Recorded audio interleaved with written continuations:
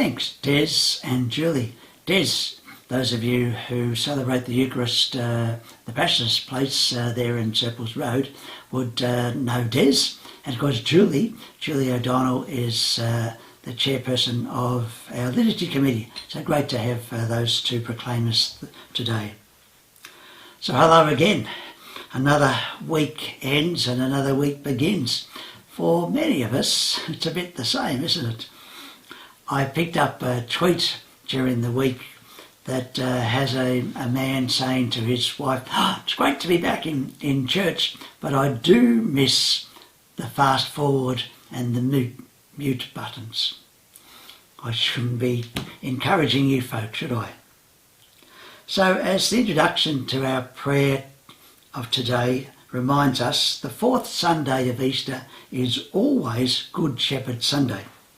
We just use different sections of chapter 10 of the fourth Gospel depending on whether we're in year A, B or C. And being in year A, Matthew's Gospel, we're using the first few verses of chapter 10 of John's Gospel. There's really a warm and comforting feel, isn't there, in the image of the shepherd, even though we city folk don't have much to do with sheep. We're told that in Jesus' time, shepherds stayed all night guarding their sheep. They only had 100 or so, and they would herd them into an enclosure and stay with them overnight. They would then lie down across the opening of the enclosure to keep the sheep safe. Now would be a good time for you and me to bring to mind the people who are shepherding us, who are good shepherds to us. People like those, all those healthcare workers who risk their lives, the doctors, the nurses, the physios, but also people, caterers and receptionists and cleaners and all those people who are putting their lives and health at risk. We'd say thank you also to pharmacists and dentists. I know they're perhaps mainly doing emergency work, dentists, but imagine working all the time with saliva in this COVID-19 problem time, pandemic time. I know, for me, those Coles ads praising up all their thousands of workers are a bit annoying at times. But in reality, when you think about it, if there weren't any food shops open, we'd really have a crisis, wouldn't we? Diets are all very well, but... And many of you, I included, have first-hand knowledge of the amount of work that our teachers are putting in. Not just physically, but also mentally, as they daily face the uncharted territory of online learning.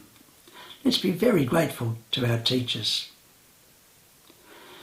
Personally, I'm very grateful for my family and friends who keep on checking on me and encouraging me and asking me how you're going and are you okay, in genuine, truly marvellous ways that encourage me in these isolating times. Thank you. To whom else might you be moved to reflect with gratitude, be energised by that gratitude?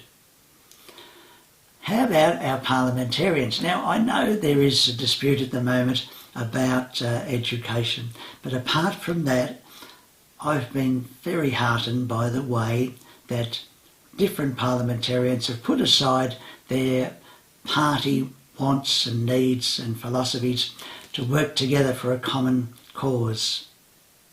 And haven't some of those people been working so hard, our premiers, Prime Minister, ministers for health, etc., etc. I'm also aware of journalists who come up with new ideas to stimulate our minds and also putting themselves online, on their health online. For example, people from the TV news from New York and London and Paris and Milan, all those places, giving us the worldwide understanding of this horrible pandemic. As Des proclaimed for us in the first reading, the crowd says to Peter, "What must we do?" So apart from being grateful and apart from cleaning up the house and doing gardening, etc., and talking on the phone and Zooming, what else must we do?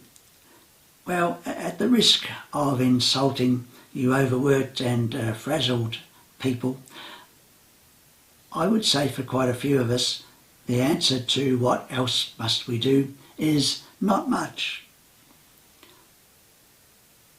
Stephanie Dowrick's beautiful article on our website, Communication in Times of Crisis, sums up what I'm trying to say.